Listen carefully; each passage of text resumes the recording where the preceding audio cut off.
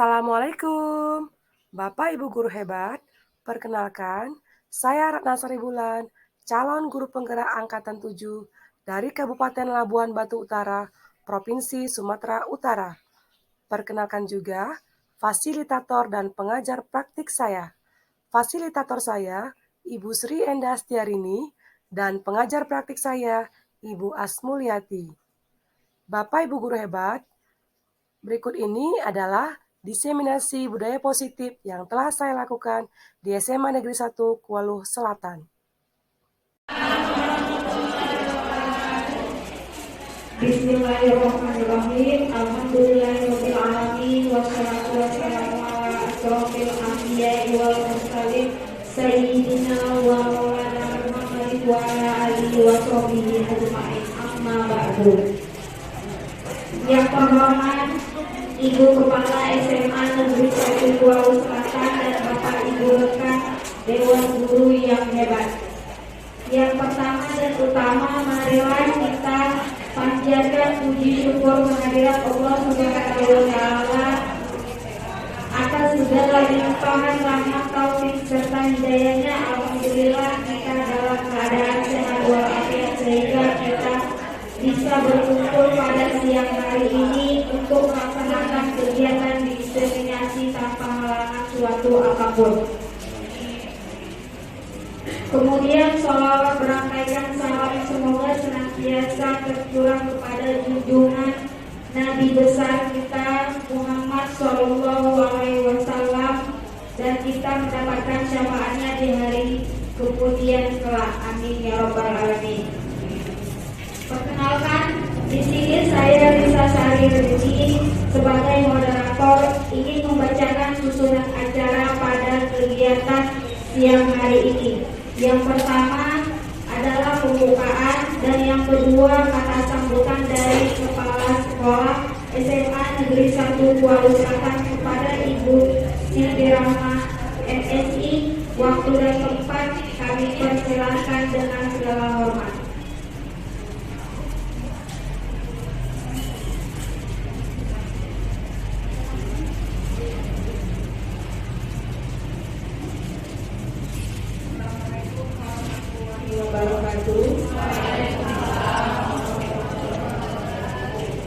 Selamat siang, salam sejahtera buat kita semua.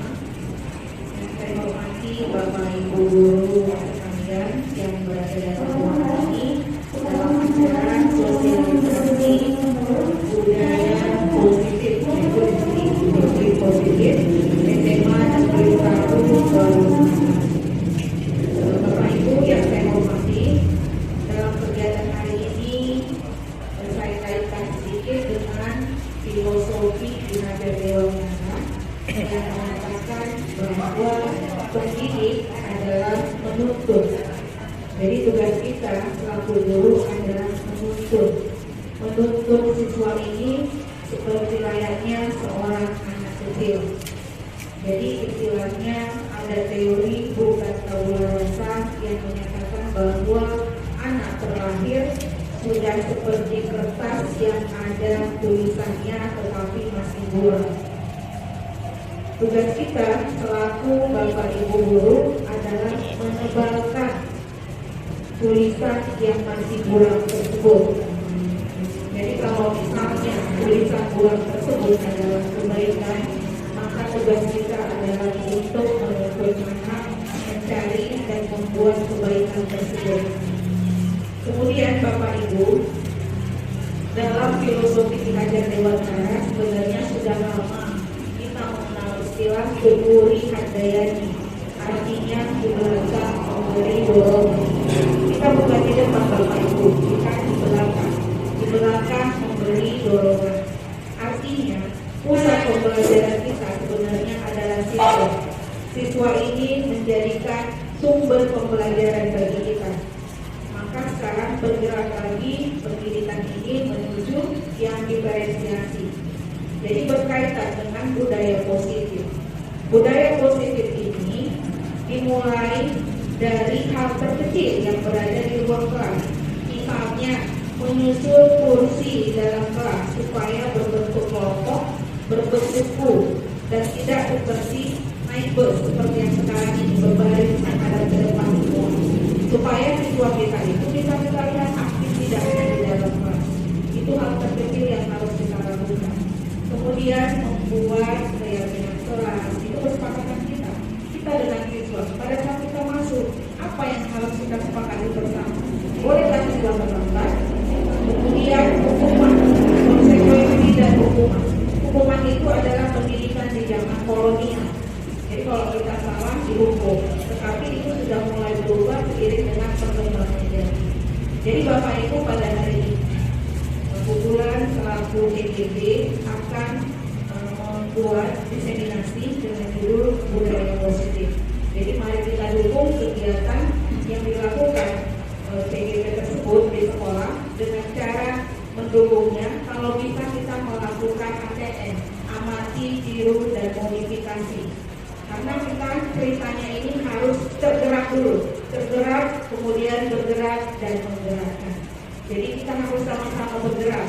Jadi pendidikan ini adalah tugas kita bersama, karena kita sudah berada di dunia pendidikan. Lain halnya kalau kita tidak berada di dunia pendidikan, boleh kita tidak peduli. Tapi tidak mau dan tidak bisa, tidak ada alasan, mulai dari diri sendiri, mulai dari hari ini, dan mulai dari yang terkecil. Maka pada hari ini, begitu budaya positif ini didiseminasikan, maka mudah-mudahan tertularlah semangatnya kepada kita semua untuk memulai di kelas kita masing-masing. Saya kira sebagai pembukaan demikian dari saya. Lebih kurang saya mohon dimaafkan. Saya sudahi. Assalamualaikum warahmatullahi wabarakatuh. Waalaikumsalam.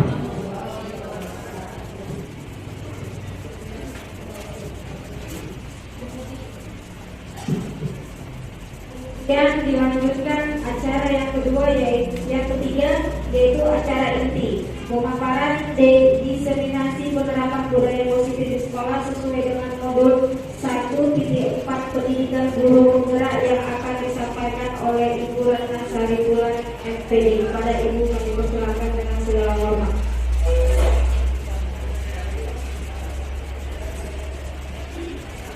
Baik, terima kasih kepada Ibu Moderator.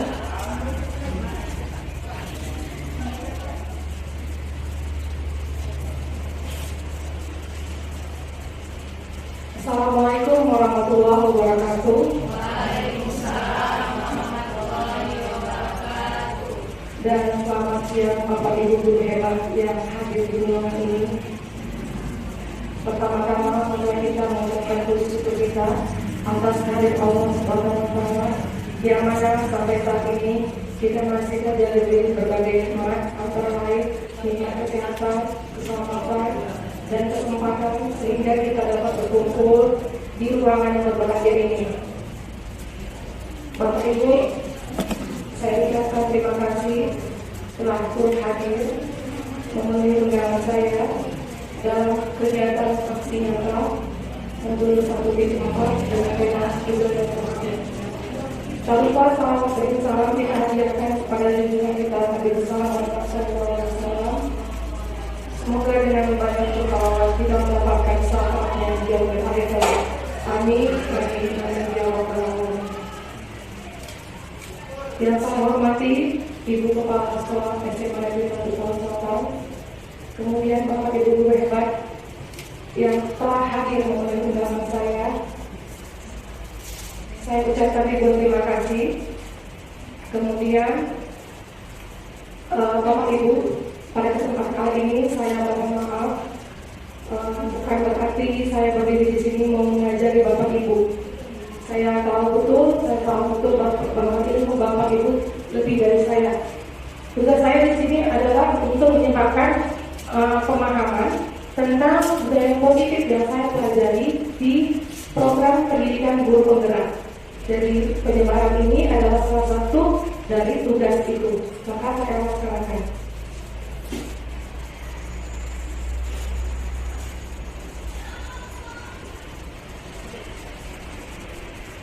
Selamat datang Bapak Ibu guru hebat, saya ucapkan di SMA Negeri 1 Selatan.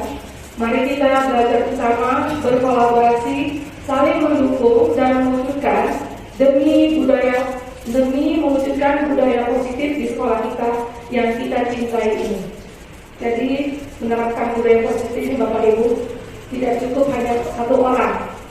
Jadi Bapak Ibu juga harus ikut berperan aktif, berkolaborasi, mendukung kegiatan budaya positif ini. Nah, dalam materi modul 1.4 ada konsep utama yang telah saya pelajari, yaitu perubahan paradigma belajar, kemudian disiplin positif dan nilai kebajikan, kemudian teori motivasi, hukuman dan penghargaan, keyakinan kelas, kemudian motivasi perilaku manusia, kebutuhan dasar manusia dan dunia berkualitas, kemudian nanti ada 5 posisi kontrol restitusi dan segitiga restitusi. Oh ya, saya lupa mengucapkan kepada Ibu Kepala Sekolah, saya ucapkan terima kasih karena kita tahu Ibu Kepala Sekolah sangat mendukung kegiatan program guru penggerak ini. Beliau sangat mendukung para guru penggerak angkatan 7, saya dan Ibu Purwanti, dan juga Ibu Kepala Sekolah juga sering memotivasi Bapak Ibu untuk ikut mendaftar di angkatan 8 dan 9 seterusnya. Ya Bapak Ibu, ayo semangat. Kita belajar di sini sama-sama belajar karena guru itu adalah pembelajar sepanjang hayat. Baik Bapak Ibu, masuk ke materi pembelajaran dengan paradigma baru. Apa itu pembelajaran paradigma baru? Nah, pembelajaran paradigma baru ini merupakan pembelajaran yang berorientasi pada penguatan kompetensi dan pengembangan karakter yang sesuai dengan nilai-nilai Pancasila. Pembelajaran paradigma baru memastikan strategi pembelajaran ini berpusat pada murid. Jadi orientasi kita ini adalah murid, dan ini sesuai dengan filosofi Ki Hajar Dewantara, di mana ya filosofi Ki Hajar Dewantara salah satunya bahwa tugas kita sebagai guru adalah menuntun anak didik itu dengan segala kodrat, ya dengan segala kodratnya, baik kodrat alam maupun kodrat zaman. Jadi satu lagi ada lagi paradigma, bukan paradigma, filosofi Ki Hajar Dewantara. Ini yang sangat berkesan bagi saya, bahwa pendidikan adalah yang menghamba kepada anak. Jadi mendidik itu kita menghamba pada anak, mengayomi, memberi teladan. Dan bosan-bosan kita sebagai guru untuk mengayomi anak didik kita. Nah, tadi pembelajaran paradigma baru ya, ini harus sesuai dengan kebutuhan dan tahap perkembangan anak didik. Ya. Jadi anak itu terlahir dengan kodratnya, maka pasti berbeda karakteristiknya. Kita sebagai pendidik harus mampu mencari tahu, menggali segala kebutuhan, minat belajar, dan perkembangan anak didik kita.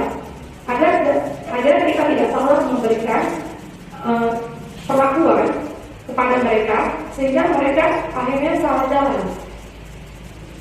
Kemudian pembelajaran paradigma baru ini dilaksanakan melalui kegiatan pembelajaran di kelas maupun di luar kelas.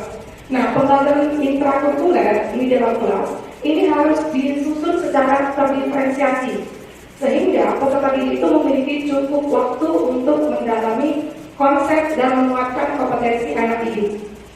Hal ini juga memberikan keluasan bagi guru untuk memilih perangkat ajar yang sesuai dengan kebutuhan dan karakteristik peserta didiknya. Jadi Bapak Ibu, sebelum kita mulai pembelajaran, kita harus dulu melakukan tes ya. Tes untuk mengetahui bakat minat siswa. Ya, assessment is not diagnostic, tes awal. Supaya kita tahu merancang pembelajaran yang sesuai dengan kebutuhan anak didik kita. Nah, ada 5 prinsip pembelajaran paradigma baru. Yang pertama, pembelajaran itu dirancang dengan mempertimbangkan tahap perkembangan dan tingkat pencapaian peserta didik saat ini sesuai dengan kebutuhan belajarnya, minatnya, serta mencerminkan karakteristik dan perkembangan yang beragam, sehingga pembelajaran menjadi bermakna dan menyenangkan. Ya. Jadi kita guru harus betul-betul mempersiapkan, ya, merancang pembelajaran kita itu sesuai dengan kebutuhan belajar mereka.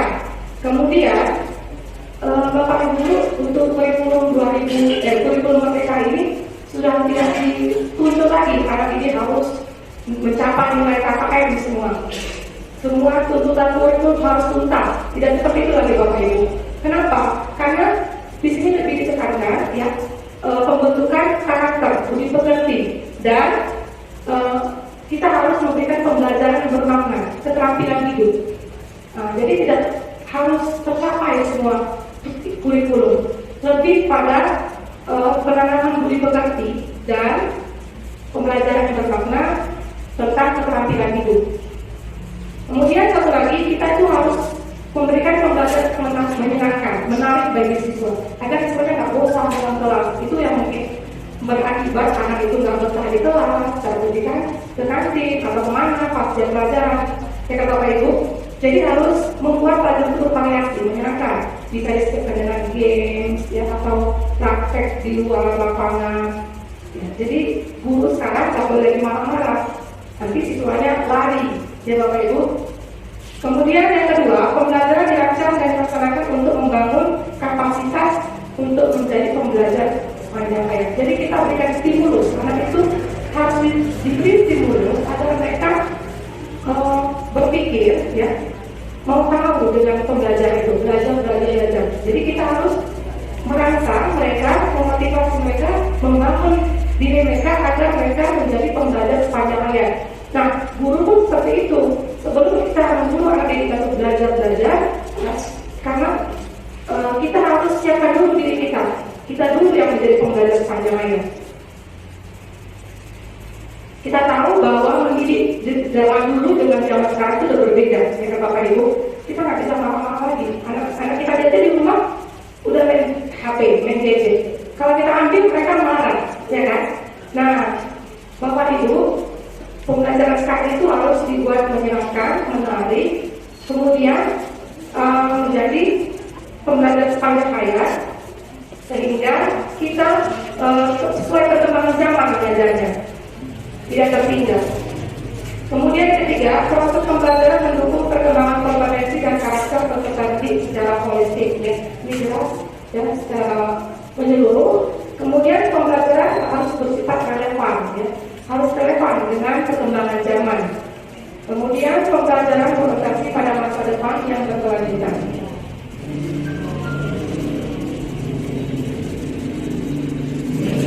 Nah, ini ada kegiatan pemantik. Di sini ada gambar mengepal tangan, ya. Bapak Ibu boleh berperan, ya. Misalkan sebelah kiri Bapak Ibu adalah A, sebelah kanan B. Nah, boleh dicoba berperan yang A dulu, Bapak Ibu yang berperan sebagai A. Nah, coba dikepal tangannya. Jangan dua-dua, satu orang dulu. Sebelah kiri A, sebelah kiri A, sebelah kanan B, ya B. Yang kiri mengepal tangan, yang B berusaha untuk membuka kepala. Nah, sebelumnya yang mengepal tangan ini memegang sesuatu yang sangat-sangat berharga. B nggak boleh tahu, tapi B mau tahu, ya kan? Nah, B berusaha untuk membuka kepala tangan Bapak Ibu yang A. Ya boleh dengan cara merayu, kemudian apa lagi? Memberikan iming-iming, mau dikasih apa, kemudian boleh juga menghardik, boleh memaksa, ya silakan Ibu berperan. Nah, untuk yang A kepala tangan, ya, yang B berusaha untuk membuka. Bagaimana Bapak Ibu? Apa pelajaran yang dapat diambil? Ya, bergantian. Nanti yang B kepala tangannya, yang A berusaha untuk membuka. Secara bergantian. Sesuatu yang sangat berharga kita simpan, yang lain tidak boleh tahu. Apakah Bapak Ibu akan membukanya? Kalau membuka kira-kira apa? Kenapa? Alasannya kenapa buka tangan? Karena mungkin dan kita percaya sama teman kita ini, ya kan, karena mungkin dia menyakiti kita, ya kan? Kalau misalnya tetap menutup kepala tangan, tetap tidak mau buka, alasannya kenapa?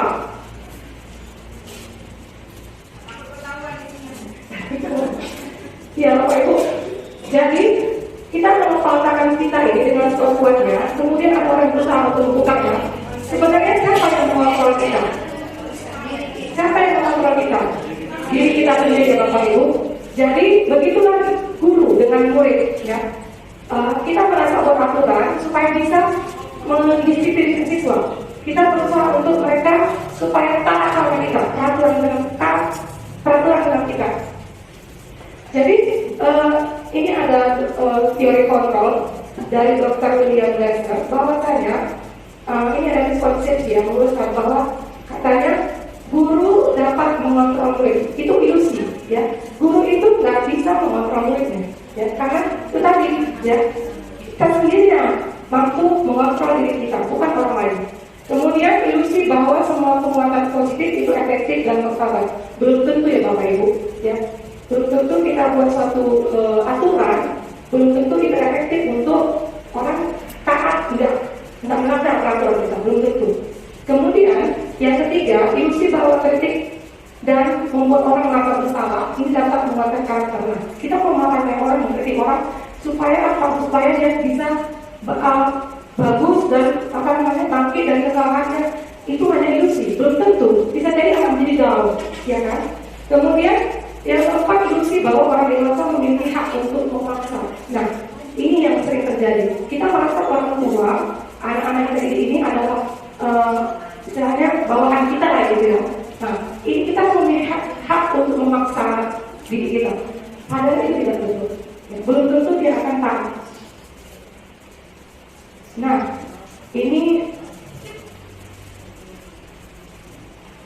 ada kata bijak dari Stephen Covey. Bila kita ingin membuat kemajuan perlahan sedikit demi sedikit, maka ubahlah sikap atau perilaku Anda. Namun, bila kita ingin memperbaiki cara-cara utama kita, maka kita perlu mengubah karakter acuan kita. Kita perlu mengubah karakter acuan kita. Ubahlah bagaimana Anda melihat dunia, bagaimana Anda berpikir tentang manusia. Ubahlah paradigma Anda, skema pemahaman dan penjelasan aspek-aspek tertentu tentang sebuah realitas.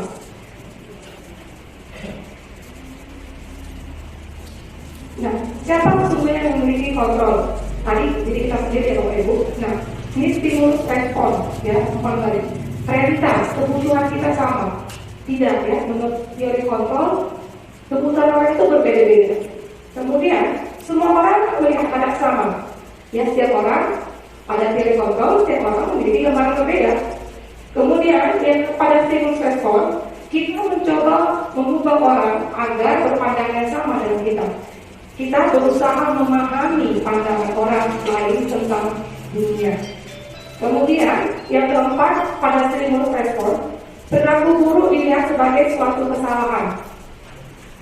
Pada teori kontrol, semua perilaku itu memiliki tujuan. Jadi ada tujuan tertentunya. Orang berbuat sesuatu itu kan ada tujuannya. Misalnya ada kebutuhan dasar yang tidak terpenuhi. Yang kelima, orang lain bisa mengontrol saya. Hanya Anda yang bisa mengontrol diri Anda sendiri. Itu menurut teori kontrol. Kemudian, saya bisa mengontrol orang lain. Anda tidak bisa mengontrol orang lain. Itu pada teori kontrol. Kemudian, stimulus respon, pemaksaan ada pada saat bujukan gagal. Jadi kita kadang-kadang sudah capek bujuk, nggak mau juga, barulah kita memaksa, ya kan Bapak Ibu. Nah, setelah kita mau makan, kita bujuk, baru kita paksa, kan? Nah, itu respon yang terjadi. Nah, menurut teori kontrol, ya, kolaborasi dan konsensus menciptakan pilihan baru. Jadi kerjasama dan kesepakatan ini menciptakan pilihan baru.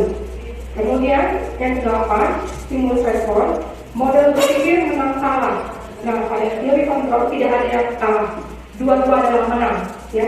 Model berpikir menang-menang atau win-win solution. Nah, apa tujuan dari terciptakan disiplin positif? Yang pertama, menanamkan motivasi untuk menjadi orang yang mereka inginkan dan menghargai diri sendiri dengan nilai-nilai yang mereka percaya. Jadi tujuan disiplin itu pertama motivasi dulu.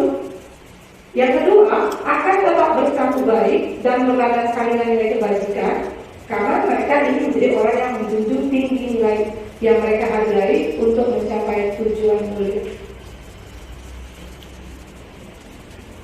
Nah, makna kata disiplin menurut Bapak Pendidikan Ki Hajar Dewantara, di mana ada kemerdekaan, di situ harus ada disiplin yang kuat. Sekalipun disiplin itu bersifat self disiplin atau disiplin diri sendiri, ya, kita tapi harus ada yang mengontrolnya. Harus ada wali penguasa yang mendisiplinkan kita. Kemudian peraturan itu harus ada di dalam suasana yang merdeka. Jadi tidak terlalu memaksa. Hanya penguasa wajib mengontrol dan mendisiplinkan kita. Kemudian menurut Diana Goshen, disiplin artinya belajar, ya. Disiplin artinya belajar, ya. Atau sama dengan murid, ya, pengikut. Nah, untuk menjadi seorang murid atau pengikut, seorang harus paham betul alasan mengapa mereka mengikuti suatu ajaran atau aturan tertentu, sehingga motivasi yang terbangun adalah motivasi intrinsik dari dalam, bukan motivasi ekstrinsik. Jadi orang itu berbuat taat aturan, disiplin, itu karena ada motivasi dalam dirinya, ya, bukan karena ada pengaruh dari luar. Berikutnya disiplin. Nah, dari makna kata disiplin adalah sesuatu yang dilakukan seseorang pada orang lain untuk mendapatkan kepatuhan. Walaupun kadang-kadang disiplin itu membuat ketidaknyamanan. Nah, sebagai pendidik, tujuan kita adalah menuntun anak-anak didik kita agar mereka memiliki disiplin diri sehingga mereka bisa berperilaku dengan mengacu pada nilai-nilai kebajikan universal dan memiliki motivasi intrinsik bukan ekstrinsik. Nah, disiplin positif itu apa? Disiplin positif merupakan salah satu cara penerapan disiplin yang tujuannya untuk menumbuhkan kesadaran serta membudayakan anak untuk melakukan sesuatu tanpa pamrih, tanpa ancaman maupun hukuman. Nilai kebajikan universal. Berikutnya adalah nilai kebajikan universal. Ini menyatakan bahwa setiap perbuatan itu memiliki suatu tujuan. Ya, tadi nilai kontrol, ya Bapak Ibu. Kemudian mengungkapkan bahwa dengan mengaitkan nilai kebajikan yang dijadikan seseorang, maka motivasi intrinsik dari dalam dirinya akan timbul, akan terbangun, sehingga menggerakkan motivasi dalam untuk mencapai tujuan mulia yang diinginkan. Ini Goshen. Nilai-nilai kebajikan adalah sifat-sifat positif manusia yang merupakan tujuan mulia yang ingin dicapai setiap individu. Ada 6 nilai kebajikan universal, tetapi saya hanya mengambil satu, Bapak Ibu, profil belajar Pancasila, karena ini yang diterapkan pada kurikulum Merdeka. Yang pertama adalah beriman bertakwa kepada Tuhan Yang Maha Esa dan berakhlak mulia. Yang kedua mandiri. Yang ketiga bernalar kritis. Yang keempat berkebinekaan global. Yang kelima gotong royong. Dan keenam adalah kreatif. Jadi nilai-nilai kebajikan universal ini harus sudah mulai kita terapkan kepada diri kita, ya. Kita budayakan di sekolah kita. Dan alhamdulillahnya beberapa, hampir semua ya Bapak Ibu sudah kita terapkan, ya kan? Contoh, misalnya yang pertama, dimensi beriman bertakwa kepada Tuhan Yang Maha Esa, berakhlak mulia. Ini sudah kita laksanakan setiap hari Jumat ada pengajian, ya kan Bapak Ibu? Nah, siswa akan terbiasa dengan kegiatan yang positif ini. Itu sebuah nilai kebajikan. Jadi sangat penting, ya Bapak Ibu, kita pagi-pagi juga ngaji, ya. Gurunya jangan ada yang berkata, karena ini lama jadi masuk habis lesku. Ini nilai positif, ya Bapak Ibu. Ini sangat bagus untuk menanamkan nilai beriman dan bertakwa kepada Tuhan Yang Maha Esa. Dan sekarang ini kan ada di ruang les dan sudah kita terapkan Bapak Ibu. Kemudian mandiri. Nah, mandiri ini juga sudah ya Bapak Ibu. Dalam pembelajaran pun kita sering, ya, kadang-kadang bertugas kelompok, kadang-kadang tugas mandiri. Kemudian ada upacara besok, misalnya organisasi tampil atau sebagai petugas bendera, pembawa bendera. Kita melakukan namanya. Apakah kita mengontrol anak kita? Kita biarkan Bapak Ibu, kan? Mereka mandiri, mereka latihan. Kemudian bernalar kritis. Nah, bernalar kritis ini pada pembelajaran Bapak Ibu harus sering membuat pertanyaan pemantik, ya, mengasih stimulus biar anak-anak itu terangsang, ya. mencari tahu, kemudian bisa juga karena itu beri komentar ya Bapak Ibu.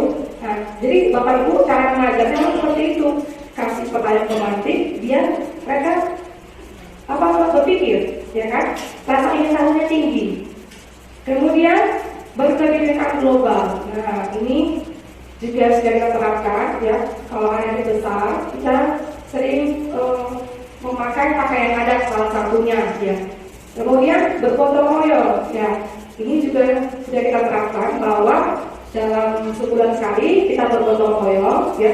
Tidak hanya di luar sekolah, itu ada nilai-nilai kebajikan. Kemudian kreatif, Bapak Ibu yang berwirausaha, suruh aja anaknya itu buat suatu produk sehingga menghasilkan sebuah karya. Mereka itu sebenarnya pandai. Ada banyak tutorial buat ini di YouTube. Silakan mereka biar berkembang.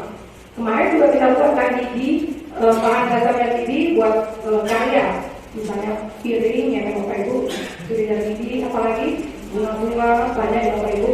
Nah, iya. Jadi anak-anak itu kasih mereka ini pembelajaran yang bermakna, yang menuntut mereka berpikir dan kreatif. Nah, sekarang sudah pakai gadget, anak-anak sudah pandai edit video. Buat aja, pas praktikum, silakan nanti videokan, kemudian buat videonya menarik, upload ke YouTube. Nah, itu mereka kreativitas mereka tidak satu ya, belajar mereka. Bahkan mereka lebih jauh dari kita. Kemudian dalam bukunya Resus Liliana Golson menyatakan ada 3 motivasi perilaku manusia. 3 motivasi perilaku manusia. Yang pertama adalah untuk menghindari ketidaknyamanan atau hukuman. Yang kedua, untuk mendapatkan imbalan atau penghargaan dari orang. Yang ketiga, untuk menjadi orang yang mereka inginkan dan menghargai diri sendiri dengan nilai-nilai yang mereka percaya. Contohnya, motivasi perilaku manusia. Ini motivasi perilaku manusia menghindari ketidaknyamanan hukuman. Ini murid melakukan disiplin diri karena ia takut dihukum. Ya, sebetulnya kadang-kadang nggak semua siswa disiplin itu dari hatinya, dari dalam motivasi implisitnya, nggak semua. Ternyata kadang-kadang ada yang takut dihukum, jadi taat aja deh. Suka nggak suka ya nggak taat. Nah, seperti itu motivasi karena menghindari hukuman, ketidaknyamanan. Yang kedua, motivasi perilaku manusia yang kedua, ini melakukan suatu hal karena ingin mendapat imbalan atau penghargaan dari orang lain. Murid melakukan disiplin karena ingin dapat imbalan. Mungkin kita kadang-kadang mengiming-imingi ya, siapa besok yang cepat datang, kita kasih hadiah. Nah, jadi murid akan termotivasi, tapi itu motivasi ekstrinsi. Kemudian menghargai nilai-nilai kebajikan diri sendiri. Murid melakukan disiplin karena sadar akan nilai kebajikan dirinya. Jadi ingat, ya, kesadaran dari dalam dirinya, motivasi intrinsik. Ya. Jadi itu yang perlu kita bangun. Mereka sadar, bukan kita iming-imingi atau kita takut-takuti sehingga mereka taat aturan, tapi karena takut dihukum, ya kan? Atau misalnya melakukan sesuatu itu karena ada iming-iming hadiah atau imbalan. Nah, ini ada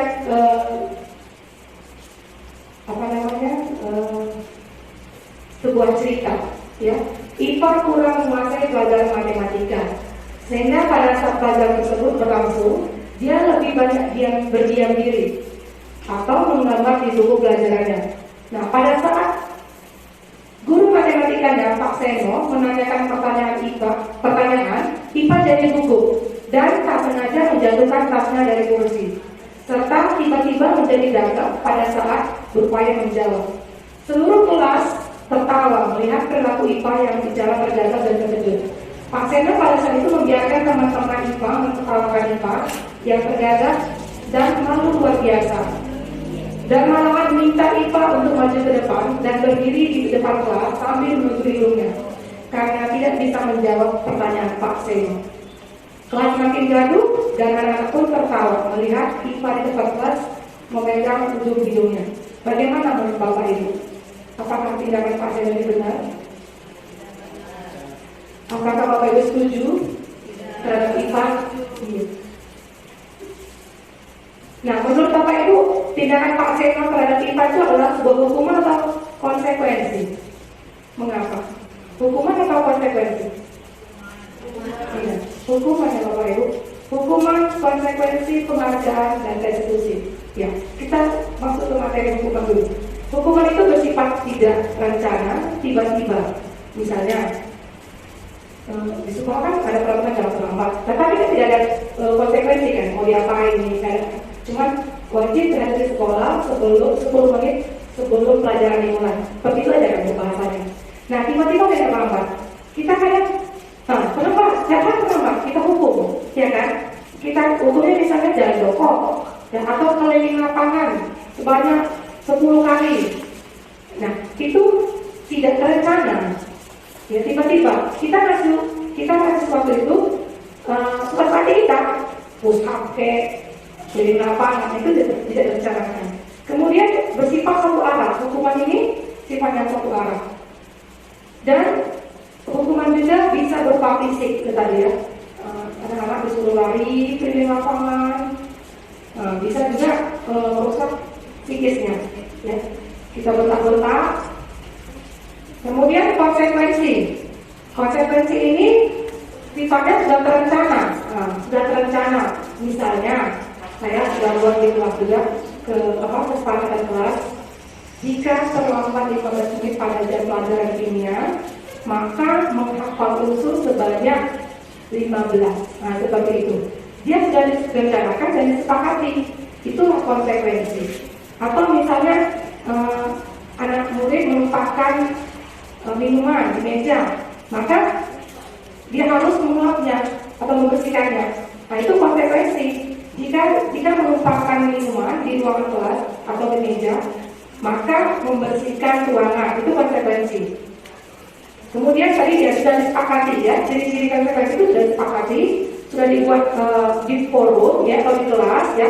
Biasanya pun itu di awal semester, ya, peraturan seperti kontrak kerja lah, ya, kan Bapak Ibu. Misalnya kalau misalnya tertidur di dalam kelas pada jam pelajaran kimia, maka silakan mencuci muka lalu kembali ke kelas menghafal unsur sebanyak 20. Jadi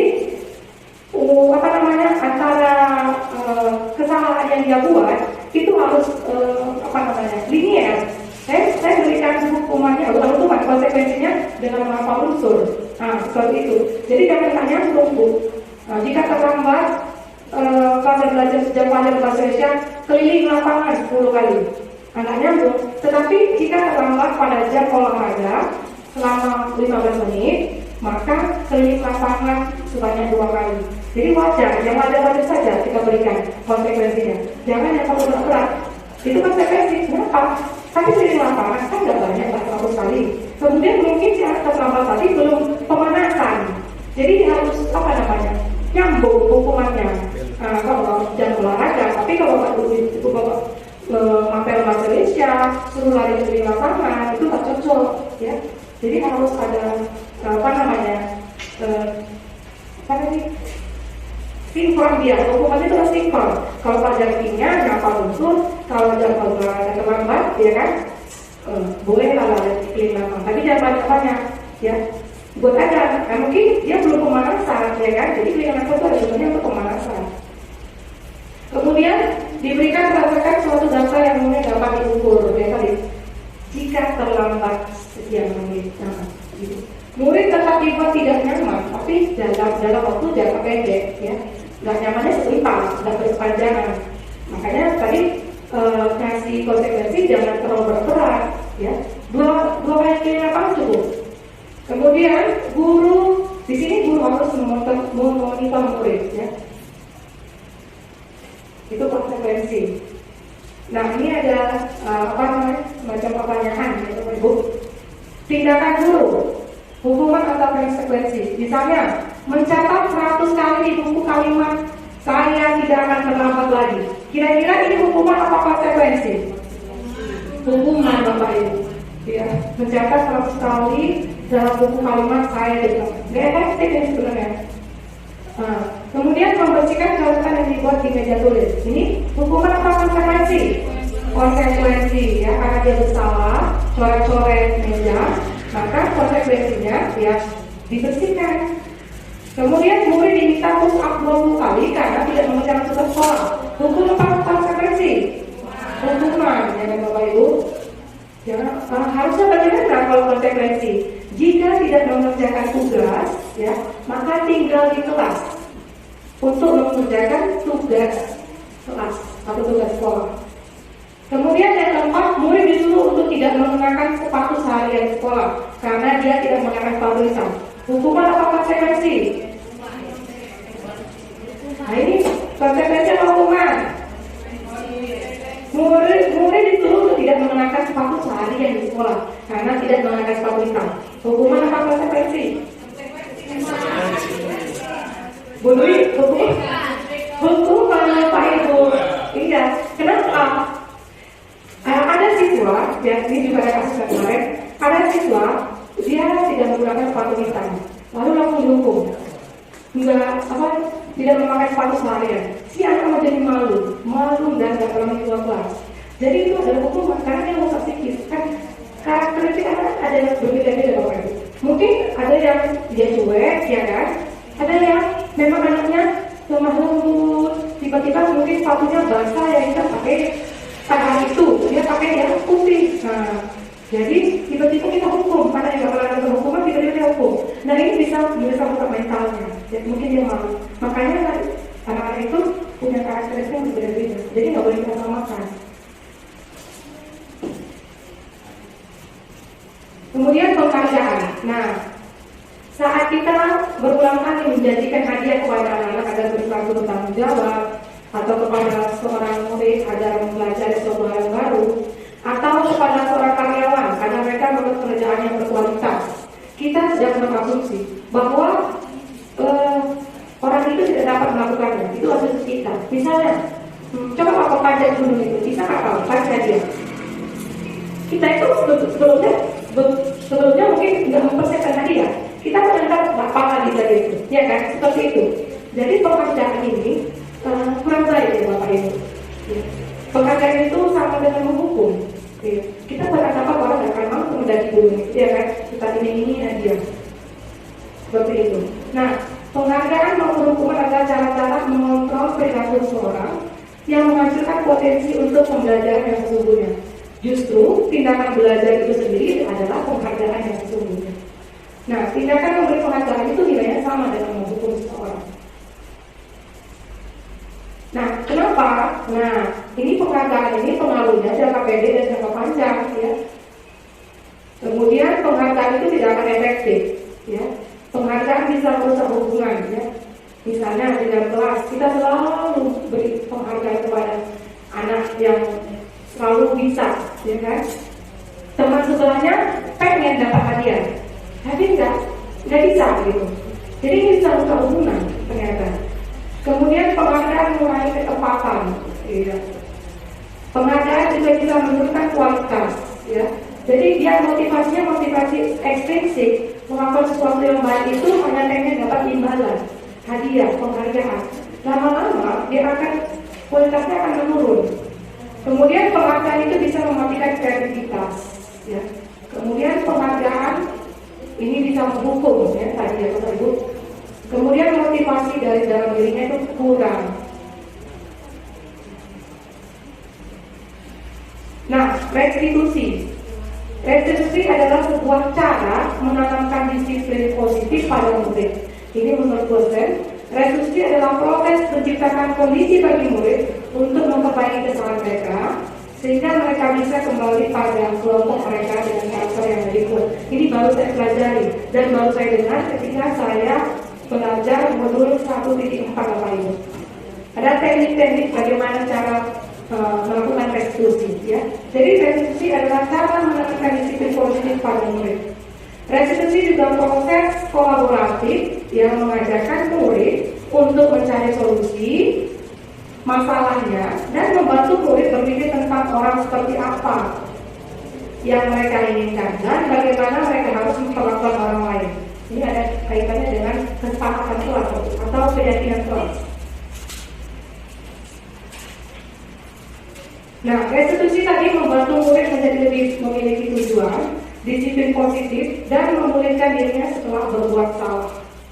Penekanannya bukanlah pada bagaimana perilaku untuk menyenangkan orang lain atau menghindari ketidaknyamanan, namun tujuannya adalah menjadi orang yang menghargai nilai-nilai kebajikan yang mereka percayai. Nah, ini ciri-ciri restitusi Bapak Ibu. Ya. Restitusi bukan untuk menebus kesalahan, namun untuk belajar dari kesalahan. Kemudian restitusi itu bisa memperbaiki hubungan. Restitusi menuntut anak untuk melihat ke dalam dirinya. Restitusi adalah tawaran, bukan paksaan. Ya. Jadi sebelum kita buat restitusi, kita melakukan restitusi, kita harus buat kesepakatan pula atau keyakinan pula. Kemudian restitusi mencari kebutuhan dasar yang mendasari tindakan. Ya. Manusia itu berbuat sesuatu karena ada dasarnya Bapak Ibu. Mungkin ada kebutuhan yang tidak terpenuhi, misalnya kebutuhan untuk merasa disayang, kebutuhan penguasa, ya, dan sebagainya. Restitusi diri adalah cara yang paling baik. Restitusi fokus pada karakter bukan tindakan. Restitusi menguatkan. Restitusi fokus pada solusi. Restitusi mengembalikan murid yang bersalah pada kelompoknya. Nah, ini segitiga restitusi.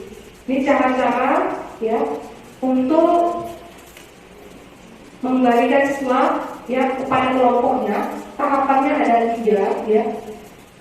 Yang pertama ini mungkin tidak terbaca Bapak Ibu. Ini karena deskripsi. Menstabilkan identitas. Langkah pertama adalah menstabilkan identitas. Kemudian setelah itu kita validasi tindakan yang salah.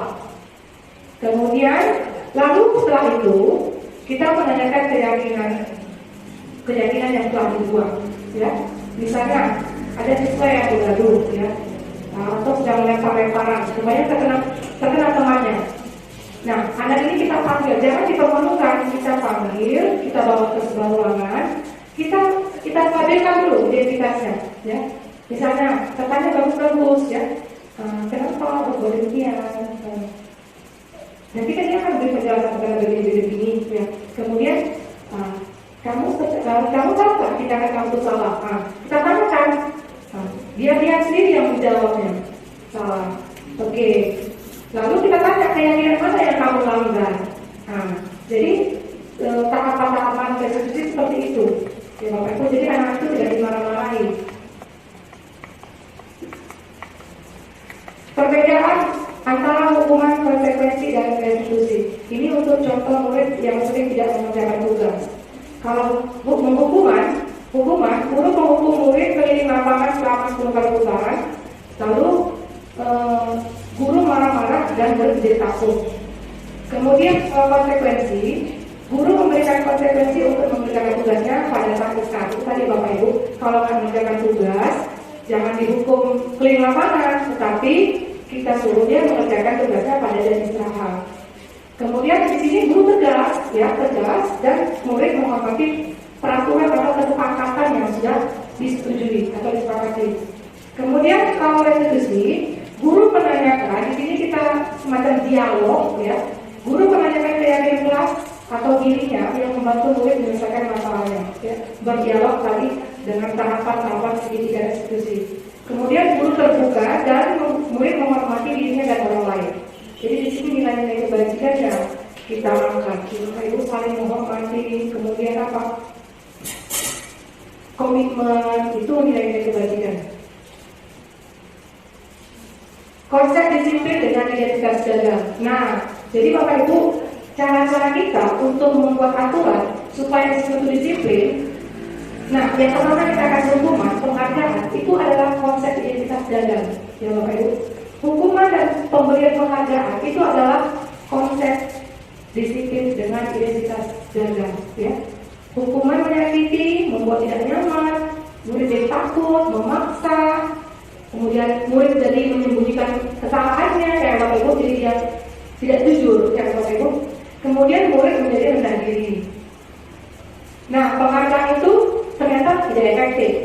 Merusak hubungan, ya, sifat iri, mematikan kreativitas, menghukum dengan sistem ranking, dan menurunkan kualitas seseorang. Nah, konsep disiplin yang dengan identitas sukses yaitu konsekuensi dan restitusi, ya. Bapak Ibu boleh dibuat di kelasnya, ya, konsekuensi, ya. Misalnya tadi terlambat 10 menit, 15 menit lah, 15 menit Bapak isinya. Ngapain? Nah, kalau saya di kelas menghafal unsur misalnya, seperti itu. Kalau misalnya tertidur di dalam kelas, nah tertidur dalam kelas, turun tidak di muka, lalu kembali kelas. Nah, apa lagi? Boleh melanjutkan pelajaran atau dia suruh dulu menghafal unsur, biar melek matanya. Oke? Kemudian konsekuensi ini penguatan jangka pendek, perlu memonitoring, kemudian stimulus respon, murid menghormati peraturan, kehilangan waktu untuk merenungi kesalahan, ya. Jadi tidak membuat anak itu merasa bersalah dalam jangka panjang. Kemudian restitusi, ini murid bertanggung jawab untuk perilakunya. Kemudian fokus pada pemecahan masalah jangka panjang. Lalu yang ketiga, murid menghormati dirinya dan orang lain. Kemudian dia mampu mengontrol dirinya sendiri. Kemudian murid bersemangat memperbaiki kesalahan ke depannya. Nah, ini ada 5 kebutuhan dasar manusia. Jadi, anak-anak itu berbuat kesalahan, jangan langsung kita nakal kamu, ya nggak bisa diatur. Jangan langsung kita judge, ya. Bisa jadi ada di antara 5 kebutuhan dasar ini yang nggak terpenuhi, ya. Ada 5 kebutuhan dasar yang pada manusia, ada 5 kebutuhan dasar. Yang pertama bertahan hidup, kemudian kasih sayang dan rasa diterima, kemudian penguasaan, kemudian kebebasan, dan yang terakhir adalah kesenangan. Nah, misalnya, ya, anak murid yang suka lempar-lemparan di kelas sambil tertawa, terus kita panggil, kenapa? Jangan menerima orang lain. Mungkin dia senang mencari kesenangan. Atau misalnya ada anak yang suka mengambil makanan orang lain, makanan temannya. Nah, mungkin dia lapar, mamanya mungkin nggak ngasih sarapan tadi, ya kan? Nah, dia ambil makanan untuk kawannya. Ya, itu salah satu untuk bertahan hidup, ya Bapak Ibu. Makan itu kan untuk bertahan tahap ya mungkin. Jadi jangan langsung dibawa nakal ya. Kemudian ada siswa yang suka cari masalah sama gurunya. Betul bukan cari masalah, dia cari perhatian, ya, cari perhatian, rasa kasih sayang dan rasa diterima. Nah, kemudian, seperti kasus IPA tadi ya Bapak Ibu. Kasus IPA tadi bisa saja IPA ini butuh kasih sayang dan rasa diterima, bukan dipermalukan. Dia nggak pasti matematika, jadi jangan dipaksa. Ya kan Pak Seno tadi kan mempermalukan dia kan memberi hukuman. Mungkin dia juga cari perhatian sama gurunya. Dia gurunya itu datang, ajar dia langsung, ya kan, baru dia mengerti.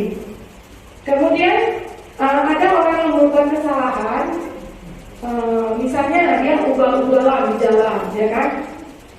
Bisa jadi dia merasa ini, kebutuhan dasarnya semuanya itu merasa dia merasa berkuasa, ya. Dia yang merasa ini jalan menyambung gitu. Nah, seperti itu. Kemudian kebebasan.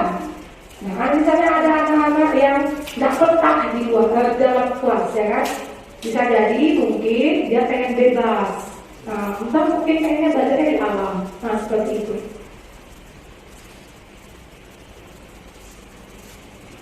Nah, ini ada isian questionnaire. Silakan nanti Bapak Ibu disesuaikan nanti supaya dapat kebutuhan dasar apa yang belum terpenuhi, Bapak Ibu. Ini juga bisa diberikan siswa di awal, ya kan Bapak Ibu. Mana tahu ada kebutuhan dasarnya yang tidak terpenuhi, ya kan. Poin 1 sampai 10 totalnya nanti itu adalah kebutuhan akan kasih sayang dan rasa diterima. Silakan nanti bisa juga nanti Bapak Ibu pilih kepada siswa, ya. Mana tahu nanti ada siswa yang berdua, kita bisa temukan ternyata kebutuhan dasar yang tidak terpenuhinya ini.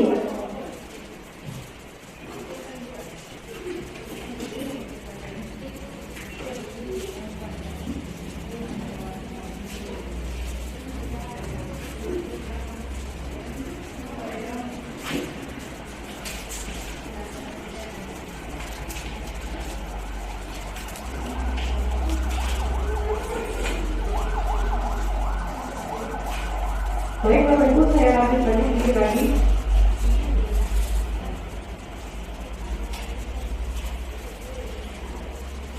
Ini keyakinan kelas ya. Mengapa keyakinan kelas? Mengapa bukan peraturan kelas saja? Ya. Analoginya seperti ini Bapak Ibu. Mengapa kita punya peraturan tentang penggunaan helm pada saat mengendarai sepeda motor? Kenapa? Kira-kira kenapa Bapak Ibu? Kenapa kita pakai helm ketika kita mengendarai sepeda motor? Kenapa ya Bapak Ibu? Alasannya kenapa? Untuk keamanan ya Bapak Ibu. Untuk keamanan. Oke. Kemudian mengapa kita memiliki peraturan harus datang tepat waktu pada saat mengikuti pembelajaran? Itu kenapa kira-kira?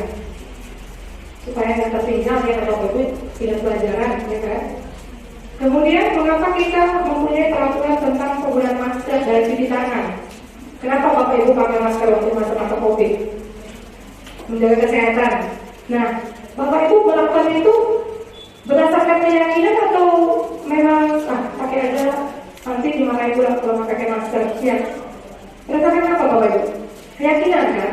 Nah, itulah seperti itulah yang kita buat di kelas kita. Jadi bahwasanya adalah keyakinan, bukan lagi peraturan. Nah, adanya nilai-nilai keselamatan dan kesehatan inilah yang disebut dalam keyakinan. Kita yakin. Kita yakin kalau kita masker, kita terlindungi, kita tidak sakit, tidak tertular, ya Bapak Ibu. Kemudian selalu menjaga kebersihan, jadi kita sehat, itu keyakinan kita. Kita pakai helm, yakin bahwa ini akan melindungi diri kita. Kemudian, ya, murid-murid juga perlu mendengarkan dan memahami ada sesungguhnya tentang peraturan-peraturan yang diberikan. Apa nilai-nilai kebaikan di balik peraturan tersebut? Apa tujuan utamanya? Dan menjadi tidak tertarik atau takut sehingga hanya sekedar mengikuti serangkaian peraturan yang mengatur mereka tanpa memahami tujuan mulianya. Jadi Bapak Ibu nanti ya ketika sebelum pembelajaran biasanya di awal semester ya Bapak Ibu kita buat dulu kesepakatan kelas. Sebelumnya Bapak Ibu tunjukkan dulu ya nilai-nilai kebajikan universal yang harus tertanam di dalam diri seorang supaya dia meyakininya, ya kan Bapak Ibu. Lalu kita buat menjadi keyakinan kelas. Nah, bagaimana pembentukan keyakinan kelas? Keyakinan kelas ini lebih abstrak dari peraturan. Kemudian yang kedua berupa pernyataan universal. Kalimatnya juga kalimat positif, ya nggak panjang-panjang, yang penting mudah diingat. Misalnya hadir tepat waktu, nah itu disiplin, ya kan? Atau menghargai waktu. Kemudian menghormati, ya, saling menghormati, saling bekerjasama, komitmen. Jadi kalau kita buat kesepakatan, kita harus punya komitmen, ya.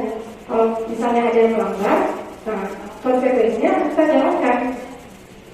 Kemudian sesuai dengan kondisi kelas dan sekolah agar mudah diterapkan, ya. Kemudian semua warga kelas sekolah ya dilibatkan saat membuat kesepakatan kelas sehingga nanti menjadi keyakinan. Jadi sepakati dulu, baru nanti baru menjadi keyakinan kelas.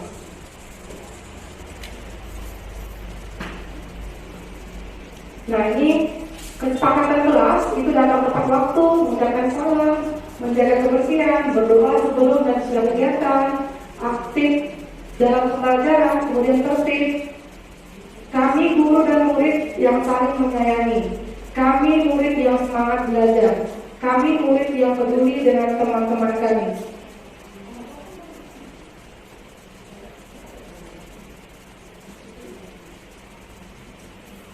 Yang mana yang keyakinan kelas Bapak Ibu? Di antara dua ini, kesepakatan, keyakinan kelas atau kesepakatan? Yang mana kesepakatan dan semangat keyakinan?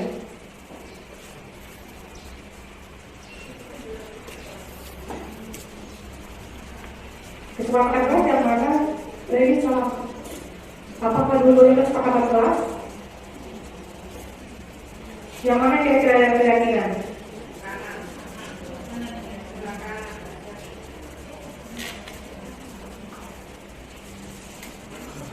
Kanan. Dari sini Bapak Ibu ya. Nah, peraturan keyakinan kelas. Kalau peraturan yang pamilitan, ada kata wajib, ya. Kemudian kalimat dilarang mengganggu orang lain, itu peraturan. Kemudian hadir di sekolah 15 menit sebelum pembelajaran dimulai. Kemudian dilarang melakukan kekerasan, dilarang menggunakan narkoba, bergantian atau menunggu giliran, menggunakan masker, tidak cabut pada jam pelajaran. Itu contoh peraturan.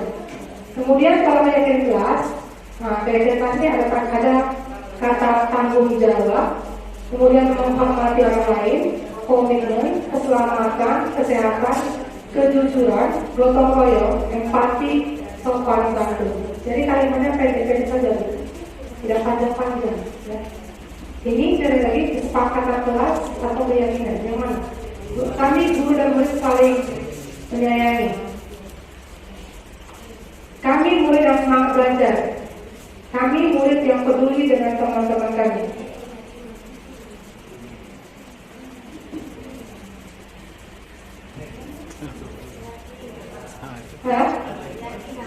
Keyakinan ini ya, tapi iya, walaupun di sini ada saling menyayangi ya, kata kuncinya saling menyayangi.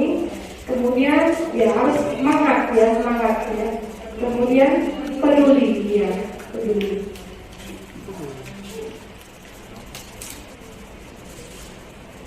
Nah, ini adalah contoh penerapan budaya positif ya, jangan sampai hilang ya Bapak Ibu. Ya, senyum salam sapa di depan gerbang kelas yang sudah dilaksanakan setiap hari, setiap pagi dan pulang sekolah. Nah, ini tetap kita budayakan ya. Kemudian setiap hari sholat mengaji ya Bapak Ibu. Satu lagi, hari apa? Hari Rabu. Hari Rabu itu kita buat bakat minat ya Bapak Ibu. Nah, jadi kita fasilitasi siswa kita yang punya bakat-bakat terpendam, sehingga mereka apa namanya? Tersalurkan bakatnya, ya kan? Kreatif. Bapak Ibu, jangan sampai hilang budaya-budaya positif itu di sekolah kita, ya. Itu tidak akan mengganggu pembelajaran. Kemudian, ini ada 5 posisi kontrol dan posisi kontrol revisi. Yang pertama itu penghukum, yang kedua membuat rasa bersalah, yang ketiga posisi sebagai teman. Jadi guru itu ada 5 posisi kontrolnya, ya. Pertama penghukum harian. Nah, ini yang sering, ya. Mulai sekarang jangan lagi Bapak Ibu ya. Kita sudah di kurikulum merdeka, ya. Buat peraturan, keyakinan, tapi harus merdeka, ya, dan disepakati. Kemudian posisi yang kedua membuat rasa bersalah tadi. Kemudian posisi kontrol yang ketiga adalah teman. Kemudian yang keempat pemantau, yang kelima adalah manajer. Ya. Jadi sebaiknya Bapak Ibu 1, 2, 3 ini kita hindari. Ya. Janganlah kita menjadi penghukum dan pembuat rasa bersalah. Karena apa? Ini efeknya jangka panjang, anak bisa trauma. Ya. Ini adalah identitas gagal. Ya. Kalau kita memberi hukuman dan membuat anak merasa bersalah sepanjang hidupnya, itu kan diingat ya nanti. Ibu ini tinggal. Ya. Kemudian kalau ini ada lemah Bapak Ibu, ada lemah. Kenapa? Karena ya, nanti dia pendek ya kan Bapak Ibu. Kalau kita posisinya sebagai teman, yang paling baik itu di sini manajer, ya. Posisi kontrol manajer dan boleh pemantau ya. Pemantau ini boleh memberi konsekuensi ya. Jadi tingkatan kita sebagai guru posisinya harusnya di antara dua ini ya. Pemantau dan manajer. Ini adalah video ya.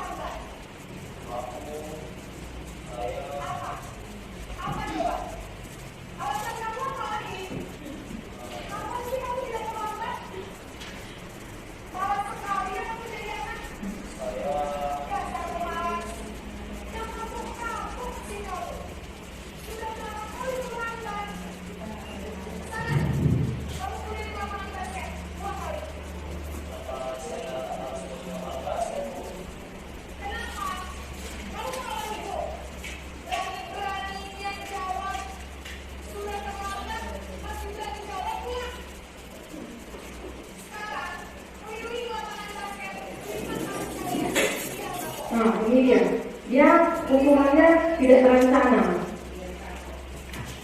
Gitu.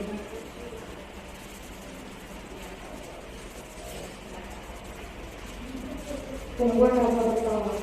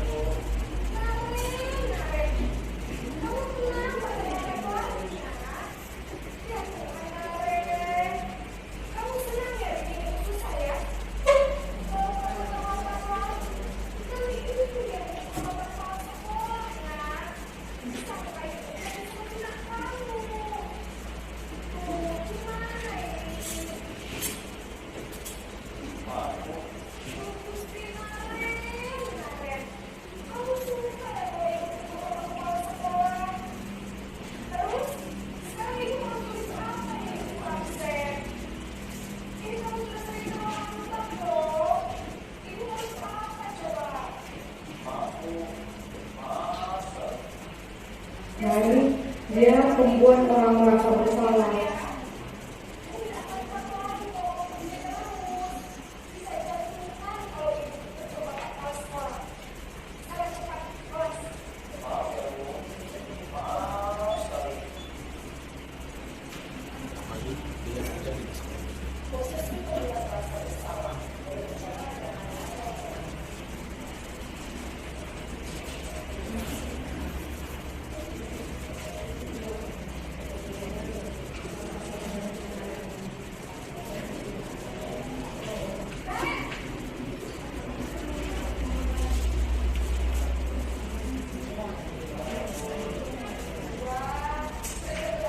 Ini posisi teman Bapak Ibu.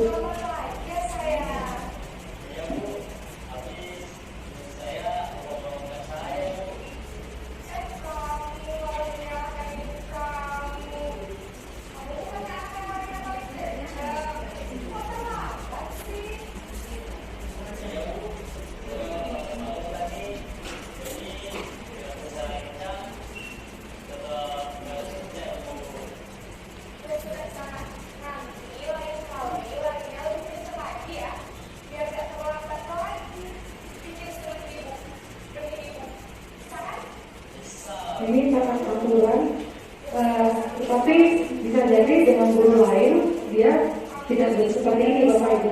Jadi ini kurang baik ya, posisi sebagai teman itu kurang baik.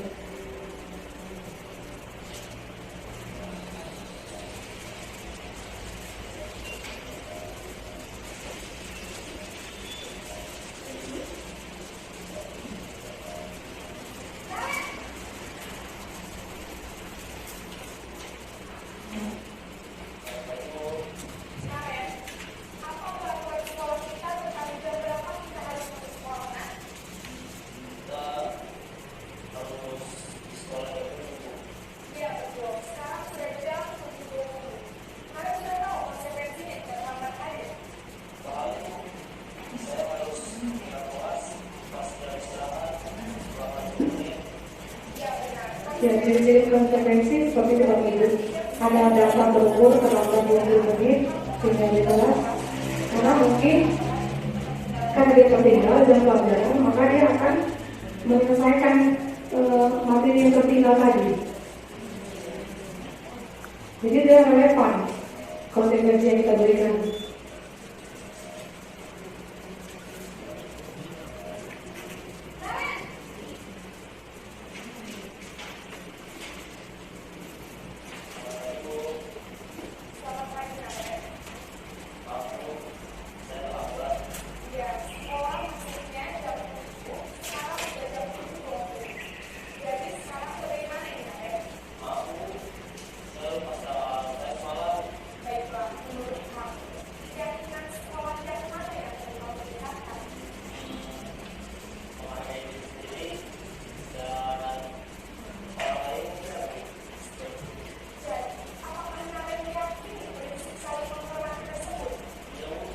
Ini adalah dialog seni tidak diskusi Bapak Ibu.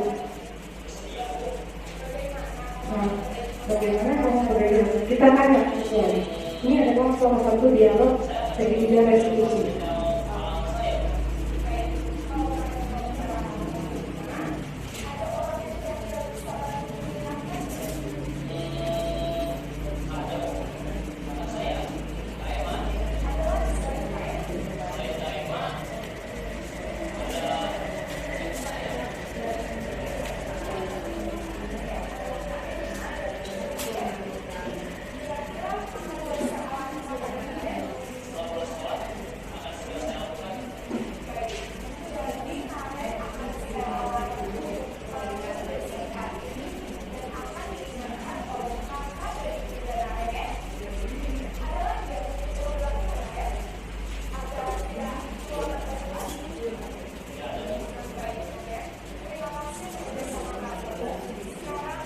Jadi restitusi itu kolaboratif antara murid dengan guru. Ya.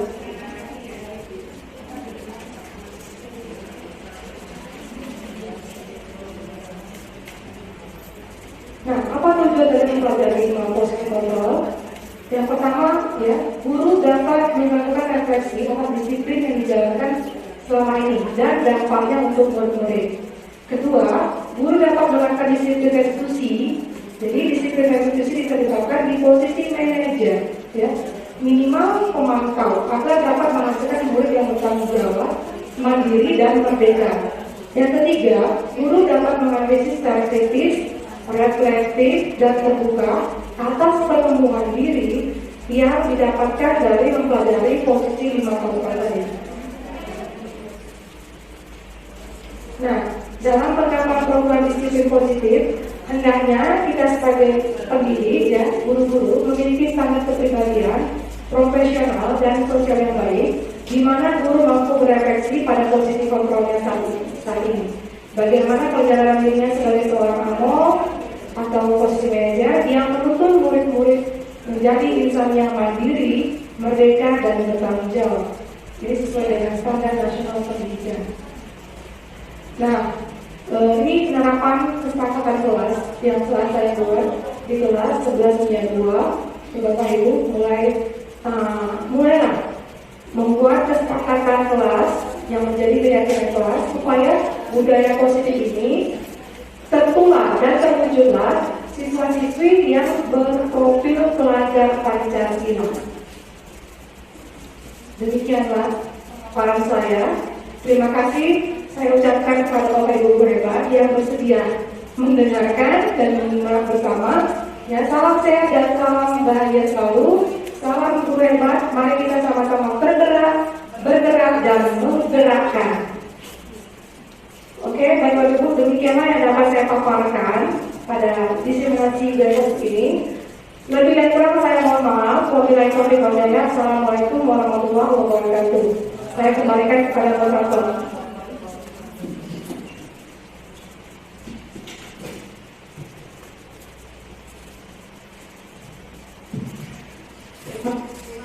Pada Ibu Bulan atas pemaparan materinya. Sesi selanjutnya adalah acara tanya jawab. Silakan kepada Bapak Ibu yang ingin bertanya dipersilakan. Ya, Bapak Ibu, silakan ada yang mau dipertanyakan. Ya, silakan Ibu Enda. Boleh. Ya, silakan.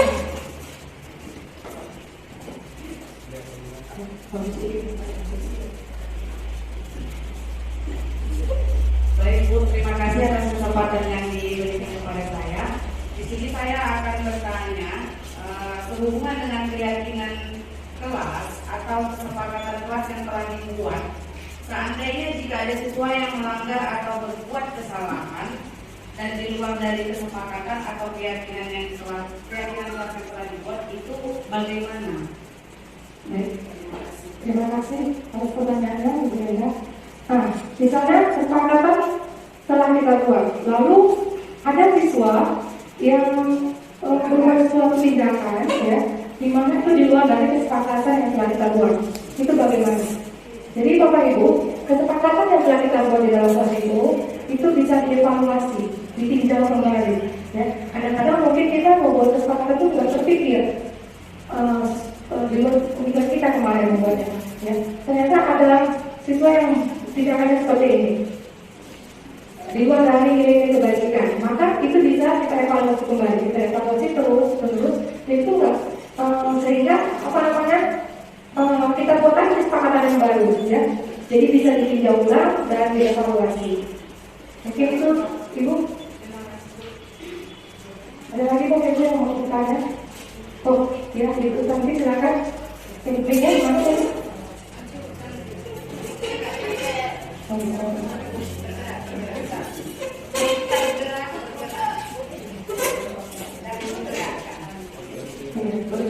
Bergerak.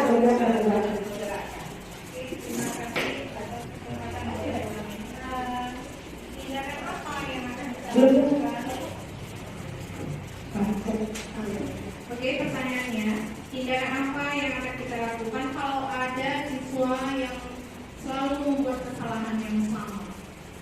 Terus aja, baik Bapak Ibu, ada siswa kita yang selalu melakukan kesalahan sama, misalnya terlambat tiap hari. Ya.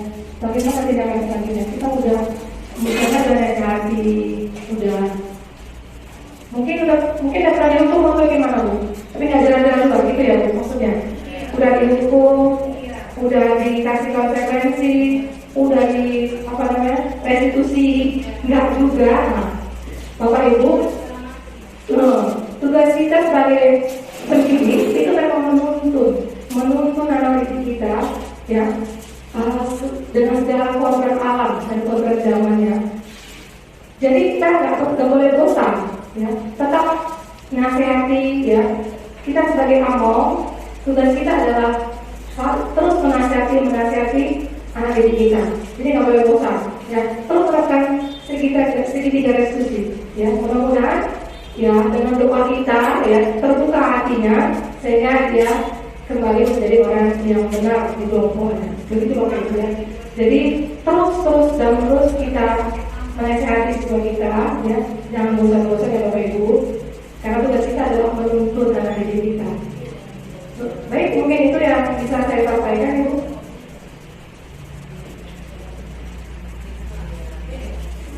Saya kembalikan kepada moderator. Ada lagi Bapak Ibu yang bertanya?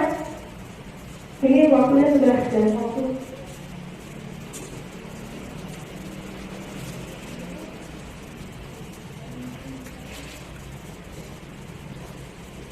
Baiklah, dengan berakhirnya tanya jawab pada sesi ini, maka marilah kita tutup pertemuan pada siang hari ini dengan membaca Alhamdulillah.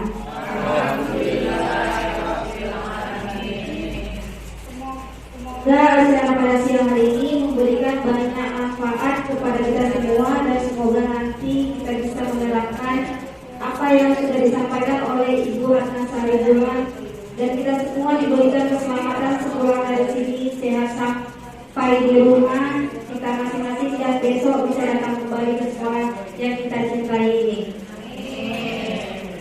Demikian dari saya selaku moderator minta maaf apabila ada kesalahan kata. Saya akhiri, wabillahi taufiq wal hidayah. Wassalamualaikum warahmatullahi wabarakatuh.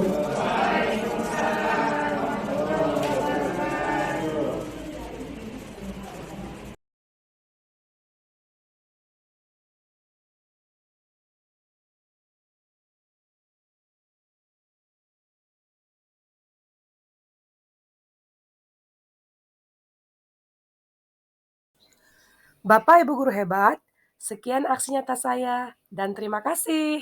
Salam sehat dan bahagia selalu.